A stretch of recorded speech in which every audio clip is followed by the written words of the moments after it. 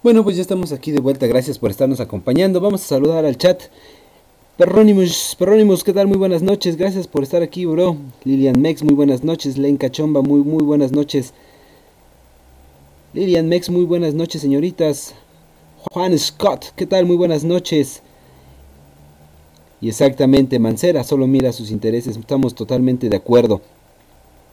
Y claro, si hay fotomultas, obviamente hay dinero. Lamentablemente no lo ocupan para el beneficio de quien verdaderamente lo necesita. Jim 1976, ¿qué tal? Muy buenas noches. Así es, buenas noticias las de RT también.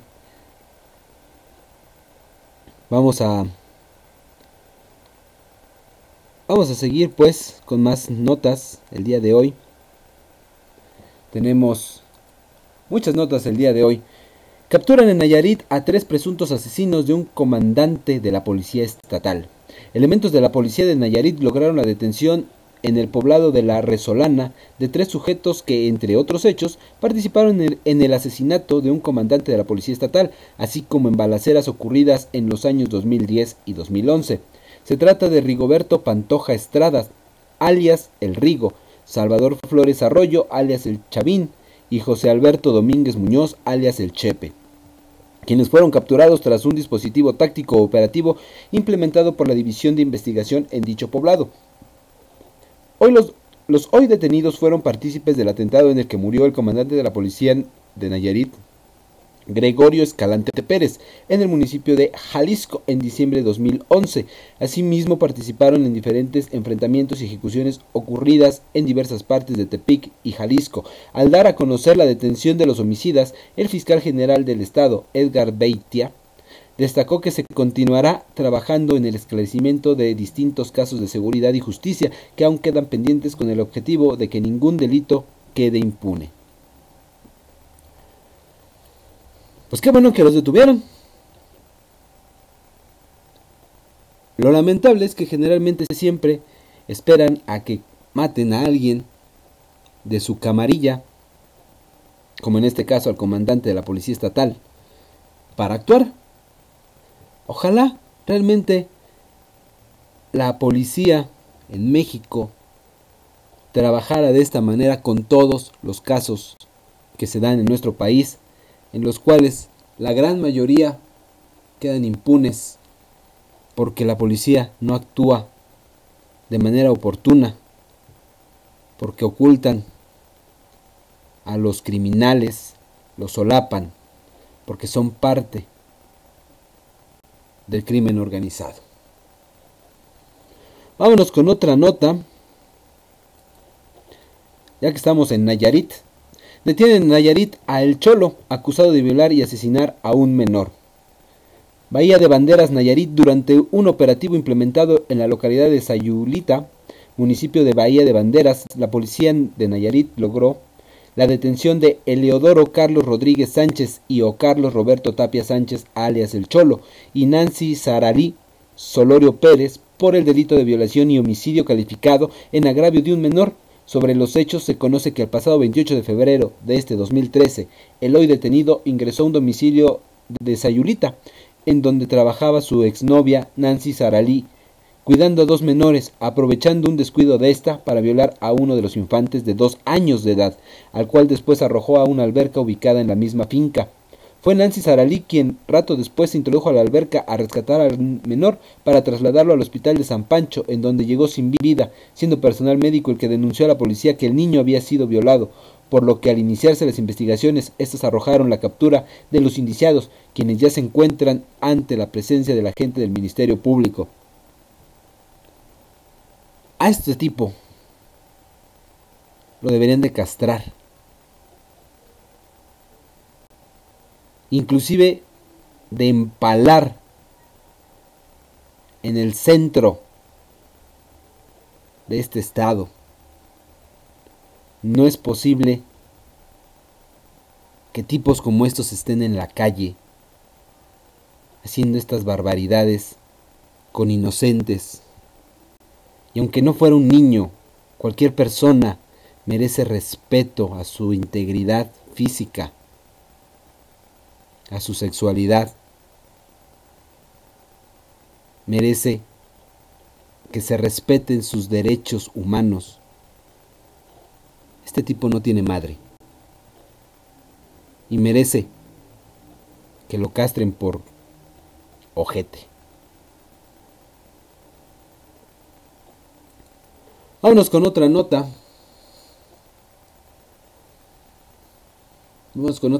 Este es de Guanajuato. Senadora panista pide penas más severas contra el feminicidio en Guanajuato.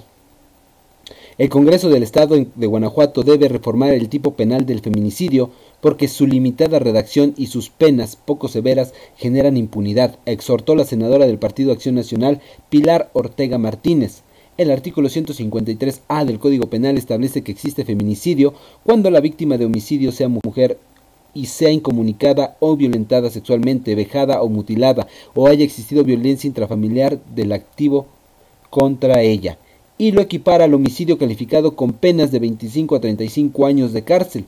Organizaciones de mujeres reportaron que del año 2010 a la fecha se han cometido 176 feminicidios y desde septiembre de 2011, cuando entró en vigor el feminicidio, la Procuraduría de Justicia de Guanajuato solo ha encuadrado en este tipo penal el asesinato de 3 mujeres.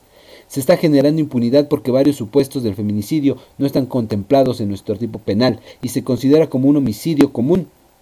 Otra cosa que nos parece absurdo es que los castigados están muy por debajo de las establecidas en otras entidades, refirió en una rueda de prensa. Adelantó que enviará al Congreso y al grupo parlamentario del PAN un estudio del tipo penal del feminicidio en Guanajuato, comparado con el de otros estados donde se establecen penas de entre 40 y 60 años de cárcel, así como una redacción más completa sobre este delito. Que se revise el tipo penal con mucha seriedad. Es urgente que se atienda este tema desde el ámbito del legislativo, pero también es importante que haya una capacitación en los funcionarios de Procuración de Justicia, pidió. En la administración estatal 2006-2012, encabezada por el gobernador Juan Manuel Oliva Ramírez y por su sustituto Héctor López Santilla, con una mayoría panista en el Congreso, se frenó la tipificación del feminicidio y la creación de la Ley de Acceso a las Mujeres a una Vida Libre de Violencia, a raíz de recomendaciones de la Organización de Naciones Unidas por el caso de las 7 mujeres encarceladas por abortar y sentenciadas por homicidio en agosto de 2010, la mayoría de los diputados del PAN tuvieron que legislar la normatividad a favor de las mujeres. El 26 de mayo de 2011, el Congreso local aprobó la tipificación del feminicidio derivado de las presiones mediáticas que realizaron organizaciones de mujeres. Sin embargo, no tomaron en cuenta las propuestas ciudadanas. Anuncios sexistas. La senadora panista y la alcaldesa priista de León, Bárbara Botello Santibáñez, lamentaron que la empresa Cuauhtémoc Moctezuma utilice espectaculares sexistas que ponen a la mujer como un objeto sexual para anunciar la cerveza Tecate. Es importante ir trabajando en una regulación de este tipo de comunicaciones, donde transmite que las mujeres son un objeto sexual. Este tipo de publicidades también fomentan otro tipo de cosas, como trata de personas, sostuvo Pilar Ortega. Bárbara Botello anunció que revisarán el marco normativo municipal para que los mensajes en los espectaculares tengan perspectivas de género y no se use la imagen de la mujer en forma despectiva o sexista. Vamos a revisar la normatividad. Creo que no tiene la normatividad candados o requisitos, sin embargo tenemos que revisarlo. Tienen que estar conforme a la normatividad. Se buscará hacer reformas a los reglamentos para que nunca se use la imagen de la mujer en forma despectiva, concluyó. En León hay espectaculares con la imagen de 3 mujeres y la frase buffet, seguidos de la leyenda es fácil ser hombre y la fotografía de la cerveza Tecate. Pues ¿qué se puede esperar de un estado gobernado por un partido retrógrada, un partido que creo que se persina antes de entrar a sesión, que todo le espanta pero a la vez manejan la doble moral, que ante los medios de todos se espantan, pero cuando nadie los ve son más pervertidos que cualquier gente o como cualquier gente, como el famoso Cholo que hablamos en la nota anterior. Ojalá se retome seriamente el tema del feminicidio, no solamente en el estado de Guanajuato, sino a nivel nacional, porque es algo que lamentablemente está creciendo preocupantemente y que las autoridades no han hecho nada al respecto con estos feminicidios. Y para muestra está Ciudad Juárez, que a 2 décadas, a 20 años, los feminicidios, las desapariciones continúan. En Guanajuato hay, del 2010 a la fecha, 176 feminicidios, de los cuales solo encuadró dentro de este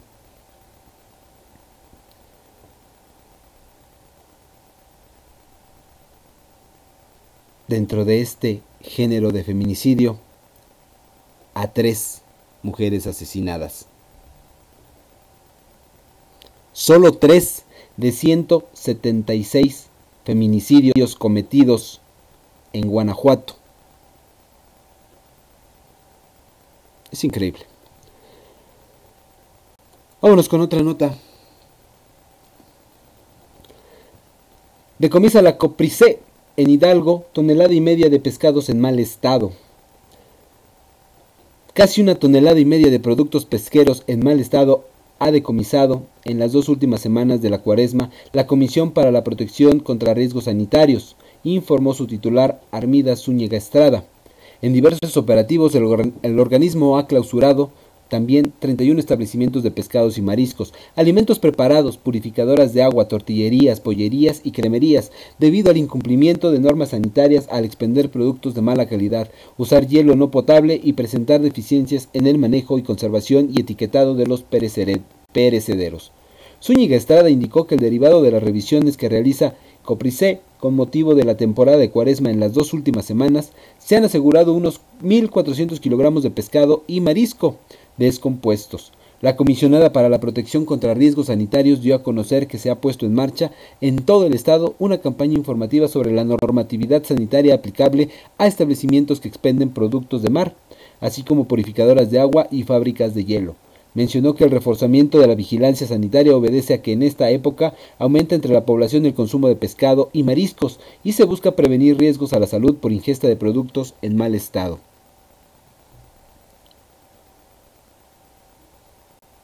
Pues qué buena suerte para los que tengan la oportunidad de comer pescado o mariscos.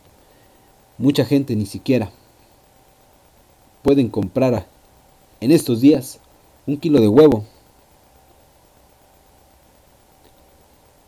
Ojalá que así como hacen sus operativos para decomisar productos en mal estado, también hicieran operativos que regularan el precio de los alimentos de temporada.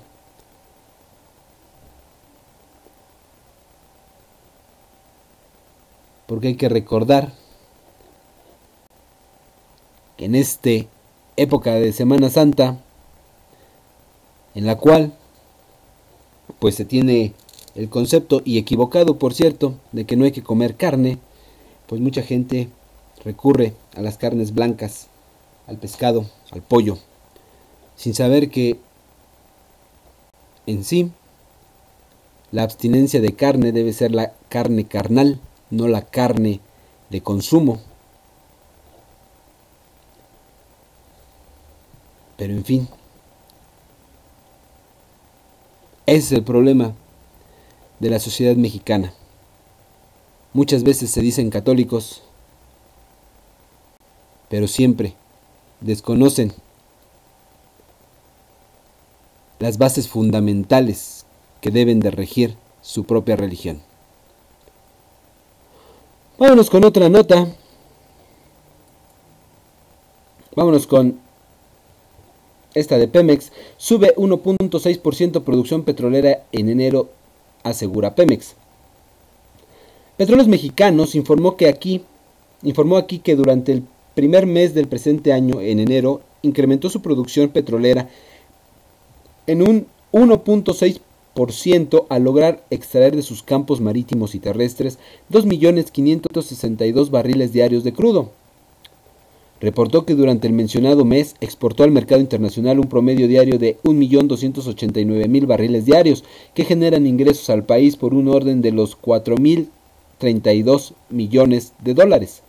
En la oficina de prensa de la paraestatal en la localidad, precisó que tal exportación es también superior a un 8% a la realizada durante los primeros 31 días de enero del 2012. Aclaró que de acuerdo con sus estadísticas, la producción petrolera alcanzada el pasado mes de enero fue superior en 14.000 barriles diarios en comparación con los extraídos el año pasado. Destacó que 1.897.000 barriles se extrajeron de la zona marina del Golfo de México y otros 512.000 barriles se obtuvieron de la región del sur del país y 154.000 barriles de la zona norte. Una razón más para que Peña Nieto y todo el sistema se estén frotando las manos con sus mentadas reformas energéticas, en las cuales pues lo único que buscan es precisamente privatizar esta industria mexicana, en la cual, pues como podemos ver, se mueve muchísimo dinero. Simplemente, como aquí los dice, en el pasado mes de enero reportaron una exportación diaria de 1.289.000 barriles, que generaron ingresos al país por un orden de los 4.032 millones de dólares. 4.032 millones de dólares. Y nos siguen vendiendo la idea de que en México no hay dinero, que no se puede realizar programas sociales, que no hay presupuesto para la educación, que no hay presupuesto para la cultura, que no hay presupuesto para el deporte. Cuando Pemex en un solo mes obtuvo de estas exportaciones, 4.032 millones de dólares.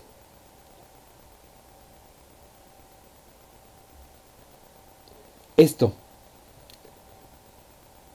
es lo que enoja. Muchas escuelas están en abandono total y nadie puede decirnos en este momento dónde están los 4.032 millones de dólares.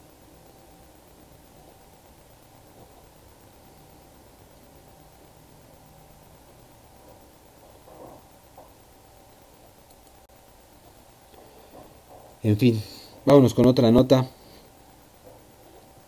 que también tiene que ver con el petróleo. Debe terminar monopolio de unos priistas que controlan transporte de gas y petróleo, indica Graco Ramírez. El gobernador Graco Luis Ramírez propuso que se vaya a una reforma fiscal integral que obligue a los grandes empresarios del país a pagar impuestos. Asimismo, se pronunció porque se termine con el monopolio de unos 6 políticos priistas que controlan el transporte de gas y petróleo de petróleos mexicanos. Hay que discutir reforma fiscal bajo 3 premisas. La primera, que salga Pemex del presupuesto. ¿Por qué debe salir? Porque en tanto el gobierno extraiga dinero de Pemex directamente como lo extrae para financiar el presupuesto, pues no hace falta cobrar impuestos a los que deberían pagar. Segundo, que si ya no hay dinero de Pemex, como hoy tiene el gobierno, va a cobrar impuestos a quienes no pagan impuestos, los grandes contribuyentes, y se acabe con los regímenes especiales o se quite el régimen consolidado. El perredista aseguró que si no sale Pemex del presupuesto, el gobierno nunca se va a aventar el tiro de hacer una reforma fiscal. Por ejemplo, de cada peso, 40 centavos son de Pemex, del presupuesto. Si sacamos a Pemex del presupuesto, el gobierno estaría recibiendo por ingresos fiscales, como Nicaragua o cualquier país centroamericano, el 13% recibiría de impuestos, porque el otro lo da Pemex solo. Por eso no hay reforma fiscal en México, por eso hay monopolios poderosos que han crecido en 15 o 20 años, porque no pagan impuestos. Por eso cuando Pemex salga del presupuesto y sea empresa fuerte, el gobierno va a comenzar a cobrar impuestos a los que no pagan. El tema no es IVA o no, sino qué vamos a hacer con Pemex para que sea una empresa estatal autónoma, argumentó el gobernador de Morelos. Aunque se pronunció porque no se privatice Pemex, aseguró que la discusión debería de ser, según él, si se sigue protegiendo el monopolio de transporte de gas y de petróleo o se abren ductos y se concesionan ductos. Yo les apuesto que sale más barato concesionar ductos que seguir manteniendo esa bola de políticos que son 5 o 6% priistas, que tienen el control del sistema de transporte de gas y el petróleo. Son particulares, son privados y nos cuestan más caros al país y a Pemex. Esa es la reforma fiscal que yo planteo en la CONAGO.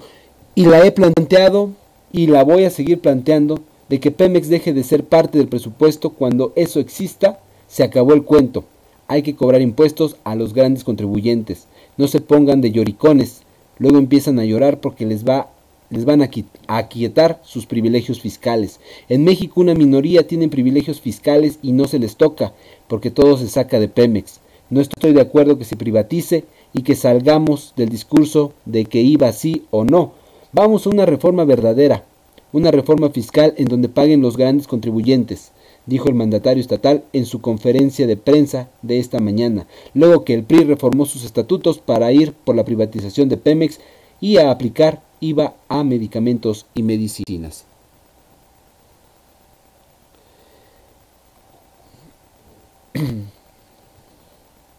Bueno, sacar a Pemex del presupuesto es algo también complicado, porque obviamente aunque sacaran a Pemex del presupuesto, es obvio que no iban a dañar jamás a estas familias dueñas de estos monopolios del transporte de gas y de petróleo. Obviamente, al sacar a Pemex del presupuesto,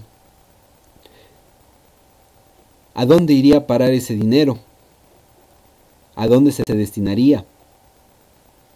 ¿Qué se haría con ese dinero? ¿Quiénes tendrían que tapar el hoyo fiscal que dejaría el que Pemex no esté dentro de los ingresos del presupuesto? Obviamente lo pagaría el pueblo. ¿Con qué? Con incrementos al IVA, con incrementos a los impuestos que ya tenemos, el impuesto sobre la renta, un sinfín de impuestos que pagamos los mexicanos, la misma tenencia, el predial. No se puede hablar así como así de quitar a Pemex del presupuesto, no cuando las instituciones están tan manchadas de corrupción. Hay que limpiar la casa primero antes de intentar limpiar el patio. Vamos a hacer un corte y ahorita regresamos con todos ustedes con más notas de los estados. No se despeguen de soymexico.org.